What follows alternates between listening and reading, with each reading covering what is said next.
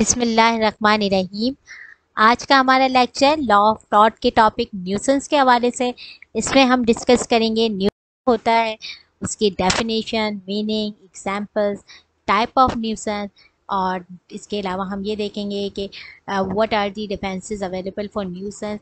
Also we discuss case law related to the nuisance. ठीक है, इसके अलावा अगर हम बात करते हैं न्यूसेंस की, अगर मैं वर्ड न्यूसेंस कहती हूँ तो उसकी मीनिंग क्या होती है। ठीक है, न्यूसेंस एक हमारे पास फ्रेंच वर्ड न्यूआइट से निकला है, जिसकी मीनिंग है टू डू हर्ट और टू बॉदर। कोई भी ऐसी चीज़ जो कि आपको हर्ट करे, आपको बॉदर करे, आपके लिए प्रॉब्लम क्रिएटर हो, वो चीज़ हमारे पास न्यूसेंस कहलाती है। Nuisance mean cause trouble for you. कोई भी ऐसी चीज़ जो कि आपके लिए ट्रबल क्रिएटर हो कहलाती है। अब हम देखें, अगर हमने कहा कि कोई भी ऐसी चीज़ जो कि आपके लिए प्रॉब्लम क्रिएटर हो, वो न्यूसेंस है ना, राइट। तो न्यूसेंस को अगर मैं इसकी डेफिनेशन को लीगल सेंस में कहूँ तो लीगल सेंस में हम यूँ कह सकते हैं कि nuisance is an unlawful interference with a person use और एंजॉयमेंट ऑफ लैंड और of some right over it और in the connection with it. Nuisance जो है वो क्या है, एक unlawful interference with the right of any other person. किसी भी शख्स के राइट में आप अगर अनलॉफुल इंटरफियरेंस करेंगे तो यकीनन उसके लिए क्या होगा, न्यूसेंस क्रिएट होगा, उसे जो है वो डिस्टर्बेंस फील होगी, उसे वो बॉदर फील करेगा। तो ये क्या होगा, मीन कि वो उसके लिए न्यूसेंस है। Nuisance is an injury to the right of a person in possession of property. Nuisance क्या है कि अगर किसी भी शख्स के पास कोई प्रॉपर्टी है, ठीक है, और उस प्रॉपर्टी पे उसका एक अपना राइट है। क्या क्या राइट हो सकता है, right to enjoyment, right to peaceful enjoyment. ठीक है, कि आप आपकी प्रॉपर्टी, आप उसको जो है वो करें, आप उसको पीसफुली इंजॉय करें। ठीक है, तो अगर हम उसकी किसी भी पर्सन की राइट टू प्रॉपर्टी में अनलॉफुल इंटरफियर करते हैं तो मीन हम उसके लिए क्या कर रहे हैं, उसके लिए हम जो है वो क्रिएट कर रहे हैं। अच्छा, अब न्यूसेंस की कुछ एग्जाम्पल्स हैं जो आपके सामने हैं। नंबर 1, आपके घर में एक जो पहले पीटीसीएल का दौर था, एग्जाम्पल नंबर 1 पिक्चर 1 में आप देखिए, पहले हमारे पास पीटीसीएल का दौर था। बैल हुई, आपने जाके क्या किया, आपने फ़ौरन जाके जो है वो फ़ोन उठाया। जैसे ही आपने फ़ोन जो है वो रिसीव किया, आप हेलो हेलो करते रहे, किसी ने आगे से नहीं बोला, आपने फ़ोन रख दिया। अगेन जो है दोबारा से आप, जैसे ही आप फ़ोन रखते हैं, आके सोफ़े पे बैठते हैं, दोबारा से बैल बजना शुरू हो जाती है। ये भी क्या है कि दोबारा आप आए, आपने दोबारा फ़ोन उठाया, आपने हेलो किया, कोई भी नहीं था, फिर आप सोफ़े पे आके बैठ गए। ये तमाम चीज़ें, ये जो सिस्टम चल रहा है, ये जो पूरा प्रोसेस है, इससे आपको क्या हो रहा है, आपके लिए प्रॉब्लम क्रिएट हो रहा है, आप परेशान हो रहे हैं। तो ऐसी चीज़ जो कि आपको हर्ट करे, बॉदर करे, वो भी क्या है, न्यूसेंस है। सेकेंड एग्जाम्पल में देखें, सेकेंड एग्जाम्पल में क्या है कि हर शख्स को एक राइट है कि वो पीसफुल रहे, पीसफुली इंजॉयमेंट हर साल। अब एक शख्स जो है, जैसे अभी 14 अगस्त में बच्चों ने जो है वो बाजे बजा बजा के जो है, हम अपने घर में बैठे हैं लेकिन वो बाजों की आवाज़ आ रही है, बज रहे हैं मुस्तकिल, उससे क्या हो रहा है, हमें डिस्टर्बेंस क्रिएट हो रही है, ये हमारे लिए न्यूसेंस क्रिएटर है। ठीक है, इसके अलावा आप अपने घर में जो है वो लेटे हुए हैं, आज रात का टाइम है, आप सो रहे हैं, अचानक से जो है वो बाहर कोई बहुत तेज़ आवाज़ में जो है वो बैंड बाजे बजाना शुरू कर देता है। It's also called nuisance. इसके बाद आप लाइब्रेरी में बैठे अपना काम कर रहे हैं, आपके बराबर में एक जो है वो एक स्टूडेंट बैठी हैं, वो अचानक से अपने मोबाइल पे बात करना शुरू करती थी और ज़ोर ज़ोर से कहके लगाना शुरू करती, तो आपके लिए क्या होगा, आप जो है वो यकीनन परेशान हो जाएंगे, डिस्टर्ब हो जाएंगे। तो ये भी क्या होगा, ये भी हमारे पास न्यूसेंस। तो ये थी हमारे पास न्यूसेंस की एग्जाम्पल। अब इन एग्जाम्पल को जब हम देखते हैं तो हम फिर उसके बाद जब इसकी डेफिनेशन पे आते हैं तो हम सिंपली ये कह सकते हैं कि nuisance is an act which give rise to the unlawful, unwanted or unreasonable annoying or discomfort to the plaintiff which result in damage to the property of plaintiff or interference with his use and enjoyment of his property। Nuisance क्या है, nuisance एक ऐसा unlawful, unwanted, unreasonable इनॉइंग है, discomfort है plaintiff को, जिसकी वजह से उसका क्या होता है, उसके राइट की वायलेशन होती है। ठीक है, न्यूसन एक ऐसा एक्ट है जो कि बिल्कुल अनलॉफुल है, अनवांटेड है, अनरीजनेबल है, जो कि प्लेंटिफ के लिए न्यूसेंस की परेशानी क्रिएट करता है, डिस्कम्फर्ट क्रिएट करता है। और इस परेशानी और डिस्कम्फर्ट के रीजन में जो उसे डैमेज होता है, उसकी या तो प्रॉपर्टी को या उसकी यूज़ ऑफ प्रॉपर्टी को, वो पूरा ये प्रोसीजर, ये पूरा सिस्टम हमारे पास न्यूसेंस कहलाता है। इसके बाद हम देखते हैं, हमारे पास एक एग्जाम्पल है कि कुछ जो है वो एक आपका खेत है, उसके अंदर जो है वो कुछ गॉड सेंटर हो जाती हैं और आपकी प्रॉपर्टी को डैमेज जो है पहुंचाती है। मतलब घास वास लगी हुई है, फसल तैयार है, और किसी की जो है वो गॉड्स आपके खेतों में एंटर होके उसे जो है वो ख़राब कर देती हैं, खा लेती हैं। तो ये भी क्या है आपके लिए। इसके बाद न्यूसेंस की अगर हम टाइप पे जाएं तो हमारे पास दो तरह की न्यूसेंस होती हैं। Number one, there is two type of nuisance. Number one public nuisance, second one. अब सबसे पहले देखेंगे पब्लिक न्यूसेंस क्या है। Public nuisance is an act which affect the public at large or some considerable portion of it. Public nuisance एक ऐसा act है जो कि पूरी पब्लिक को मुतासिर करे, या फिर किसी कम्युनिटी को मुतासिर करे, या किसी लोकेलिटी को मुतासिर करे। And it must interference with the right of with the right which member of the community might other have enjoy. ठीक है, न्यूसेंस क्या है, पब्लिक न्यूसेंस वो ये है कि एक ऐसा एक्ट जो कि पूरी पब्लिक को, पब्लिक एट लार्ज को जो है वो बॉदर करे, प्रॉब्लम उसके लिए क्रिएट करे, आपके पूरी कम्युनिटी के या फिर किसी कम्युनिटी के राइट की वायलेशन हो रही हो, तो ये हमारे पास पब्लिक न्यूसेंस कहलाएगा। अच्छा, पब्लिक न्यूसेंस जो है वो एक सिविल एक्ट के साथ साथ एक क्रिमिनल एक्ट भी है, जिसे Pakistan penal code under section 268 में डिफाइन किया गया है कि a person is a guilty of public nuisance who does an act or is guilty of an illegal omission which cause any common injury, danger or annoying to the public। एक ऐसा person जो कि कोई ऐसा illegal act करता है जिससे जो है पूरी पब्लिक जो है वो उसे इंजरी होती है, पूरी, और या फिर जो है वो पूरी पब्लिक जो है वो डेंजरस जोन में आ जाती है, पूरी पब्लिक के लिए वो अनाइंग चीज़ होती है, तो इस मीन के वो क्या करता है, वो न्यूसेंस क्रिएटर है। इसके अलावा या कोई पर्सन जो है वो इस तरह अपनी प्रॉपर्टी को यूज़ करता है जिससे जो है वो दूसरे लोग मुतासिर होते हैं, पूरी लोकेलिटी मुतासिर होती है, पूरी कम्युनिटी, पूरी सोसाइटी जो है वो मुतासिर होती है, तो हमारे पास पब्लिक न्यूसेंस कहलाएगा, जो कि एक क्राइम भी है under section 268 of Pakistan penal. इसके बाद हम देखेंगे एक एग्जाम्पल है हमारे पास पब्लिक न्यूसेंस की। उसमें ये कि प्लेंटिफ ने एक रोमन कैथोलिक चैपल है उसके अगेंस्ट केस फाइल किया और ये कहा कि जो चैपल है उसकी बेल्स पूरा टाइम जो है वो बजती रहती है। ठीक है, जो क्योंकि प्लेंटिफ का जो घर है वो उस जो चर्च था वो उसके बिल्कुल अपोजिट में था, यानी उसके बिल्कुल सामने उसका घर है, और रात दिन जो है वो बेल्स बजती रहती हैं जो कि उसके लिए न्यूसेंस क्रिएट कर रही है। इसके अलावा उसने प्लेंटिफ ने ये कहा कि ये मेरे लिए तो न्यूसेंस है ही है, लेकिन जो आसपास लोग हैं वो भी इससे मुतासिर हो रहे हैं।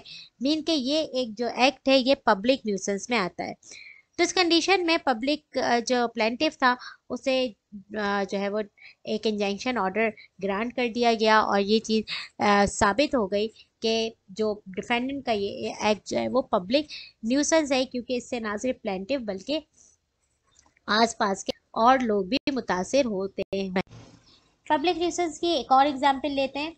अगर किसी एरिया में एक मार्बल फैक्ट्री मौजूद है और उसका जो डस्ट है और उसकी जो वाइब्रेशन है उससे आसपास की पूरी जो कम्युनिटी है, पूरा इलाका जो है वो मुतासिर हो रहा है, तो ये भी हमारे पास क्या होगा, ये भी पब्लिक न्यूसेंस होगा, और इसमें जो है वो जो डैमेजेस ग्रांट किए जाएंगे वो पब्लिक न्यूसेंस के जो है डैमेजेस ग्रांट किए जाएंगे।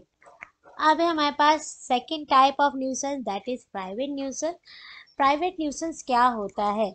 प्राइवेट न्यूसेंस एक ऐसा अमल, एक ऐसा एक्ट जिससे कोई इंडिविजुअल मुतासिर हो रहा हो, या फिर कोई ऐसा एक्ट जिसकी वजह से कोई इंडिविजुअल अपनी प्रॉपर्टी को जो है वो फुली तौर पे इंजॉय ना कर पा रहा हो, वो एक्ट हमारे पास प्राइवेट न्यूसेंस कहलाता है।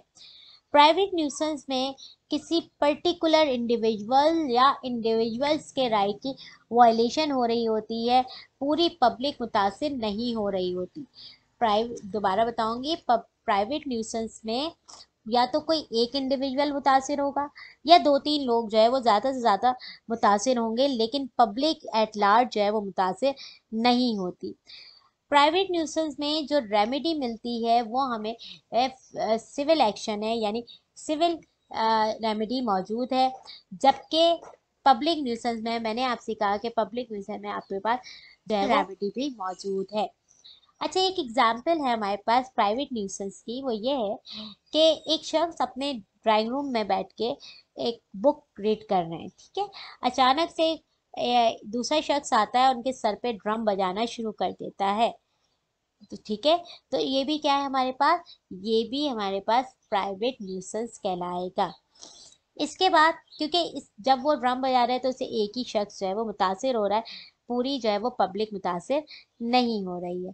सेकंड है हमारे पास एग्जाम्पल, उसमें जो है वो आप देख सकते हैं पिक्चर में भी कि चार लोग जो है वो, 4 से 5 लोग मीटिंग रूम में बैठे हुए हैं। अचानक से एक शख्स उठता है और ये कहता है कि मैं ये जो ऑफिस मीटिंग्स है इससे बहुत ज़्यादा बोर हो गया हूँ, अब मैं ज़रा एक्सरसाइज कर लूँ। ठीक है, तो इससे क्या होगा, इससे जो है वो मीटिंग का जो पूरा माहौल है वो खराब हो जाएगा, और ये जो एक्ट है उस शख्स का जो एक्सरसाइज कर रहा है वो दूसरों के लिए न्यूसेंस क्रिएट करे। अच्छा, अब हम देखते हैं प्राइवेट न्यूसेंस के एलिमेंट्स क्या क्या होते हैं। प्राइवेट न्यूसेंस के हमारे पास 3 एलिमेंट है। Number 1, unlawful interference. Second one is such interference is with the use or enjoyment of the land. And third one is damage. पहला क्या है, किसी की भी प्रॉपर्टी में अगर आप अनलॉफुली इंटरफेरेंस करते हैं, ठीक है, ये हमारे पास क्या कहलाएगा, प्राइवेट न्यूसेंस कहलाएगा।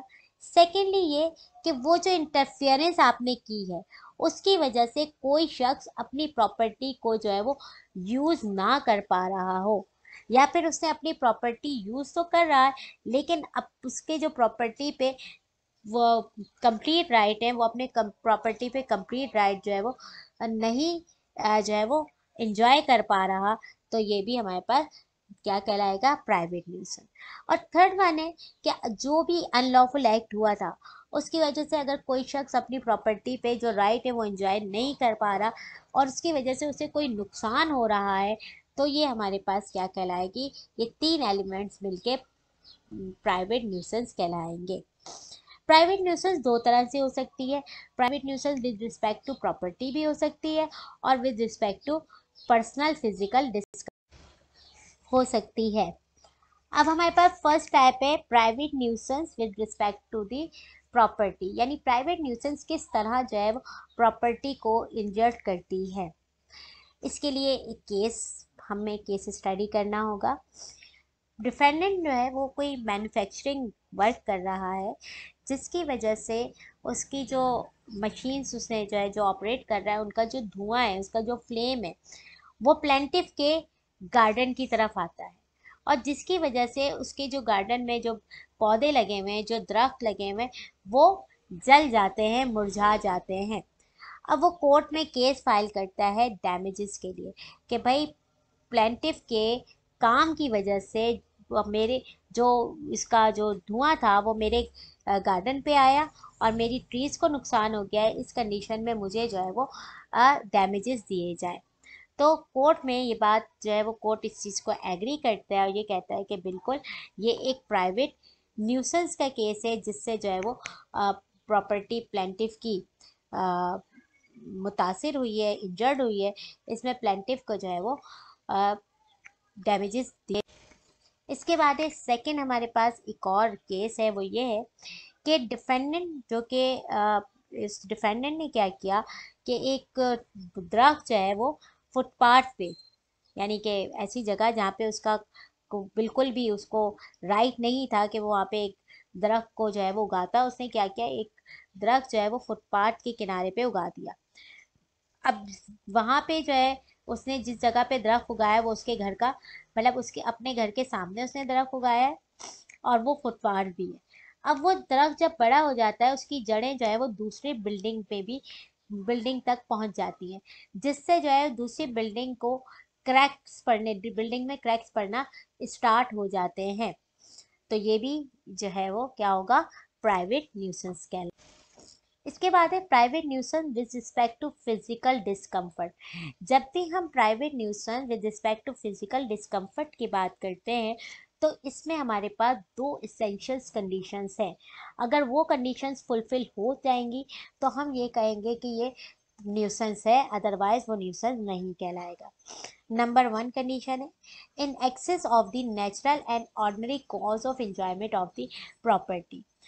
अगर कोई भी शख्स जो है वो ये क्लेम करता है कि ये जो एक्ट है डिफेंडेंट का ये न्यूसेंस है, तो उसको ये साबित करना होगा, उसे ये बताना होगा कि ये जो एक्ट है इससे जो है वो आप अपनी प्रॉपर्टी को सही से एंजॉय नहीं कर पा रहे। यानी इसके जो एक्ट है उसकी इंटेंसिटी इतनी, इतना ज़्यादा जो है वो इतना ज़्यादा शोर है कि इससे जो है वो आप मुतासिर हो रहे हैं, और ये शोर जो है वो डेली बेसिस पे हो रहा है। सेकेंडली ये कि ये जो इसका एक्ट है, ठीक है, वो यूज़ तो अपनी प्रॉपर्टी कर रहा है, लेकिन अपनी प्रॉपर्टी वो एक ऐसी जगह पे यूज़ कर रहा है, जैसे किसी शख्स ने आपके अपने आपके घर के बराबर में कोई एनिमल सेंटर जो है वो एनिमल शेल्टर खोल दिया। वो ऐसा रेजिडेंशियल एरिया में नहीं कर सकता, लेकिन उसने कर दिया, तो उससे ये होगा कि आप अपने घर में सुकून से नहीं रह सकते। सेकेंडली ये है कि अगर कोई शख्स 2-3 दिन के लिए अपने घर में कोई एनिमल लेके आ जाता है, ठीक है, तो वो तो भाई ठीक है, उसका ड्यूरेशन इतना है कि आप ये नहीं कह सकते कि वो लाया ही क्यों है, भाई उसकी अपनी प्रॉपर्टी है, वो अपने घर में एनिमल को रख सकता है। लेकिन देखा जाएगा उसका जो एक्ट है, क्या वो उसके पास पूरा उसने जो है वो बहुत दिनों से ऐसा है कि उसके जो एनिमल है वो बहुत शोरगुल कर रहे हैं और जिससे आप मुतासिर हो रहे हैं, तो यानी उसकी इंटेंसिटी देखी जाती है। दूसरी बात ये है कि उसकी लोकेलिटी देखी जाती है, उसका ड्यूरेशन देखा जाता है। इसके बाद जो डिफेंडेंट है वो अपनी प्रॉपर्टी को यूज़ कैसे कर रहा है, mode of user of the property को जो है वो जो है वो काउंट किया जाता है। फिर हम ये कहते हैं कि फिजिकल डिस्कम्फर्ट है या नहीं है। देखिए, अब ये जैसे आपको एक पिक्चर नज़र आ रही है, इस पिक्चर में एक तरफ जो है डे केयर सेंटर नज़र आ रहा है, सेकंड साइड पे आप लेफ्ट साइड पे देखेंगे तो एक एनिमल शेल्टर होम नज़र आ रहा है, और बिल्कुल इन दोनों के दरमियान जो है सेंटर में आपका अपना ऑफिस है। इस कंडीशन में ये दो चीज़ें और आपका ऑफिस है, तो आप अपने ऑफिस में सुकून से नहीं बैठ सकते। तो ये क्या है, ये आपके लिए फिजिकल डिस्कम्फर्ट का बायस है, ये प्राइवेट न्यूसेंस कहलाएगा। ठीक है, तो प्राइवेट न्यूसेंस में हमें ये सब चीज़ें मद्देनजर रखना होती हैं। अब प्राइवेट न्यूसेंस की जो है एक एग्जांपल है with respect to the physical discomfort, वो क्या है। नंबर वन, एक शख्स जो है वो रात का टाइम हो गया है, वो जो है वो सोने की कोशिश कर रहा है। अब क्या हुआ कि जो उसके नेबर्स हैं उन्होंने बहुत ज़ोर से जो है वो टेलीविज़न ऑन कर दिया। अब ये उनकी रूटीन हो गई है कि आप जब भी सोने की कोशिश करते हैं वो तेज़ तरीन आवाज़ में जो है वो क्या करते हैं, वो म्यूज़िक ऑन कर देते हैं, जिससे आप नहीं, शोर से नहीं सो सकते। तो एक तो उसने देखा कि बहुत तेज़ आवाज़ में टीवी ऑन कर दिया।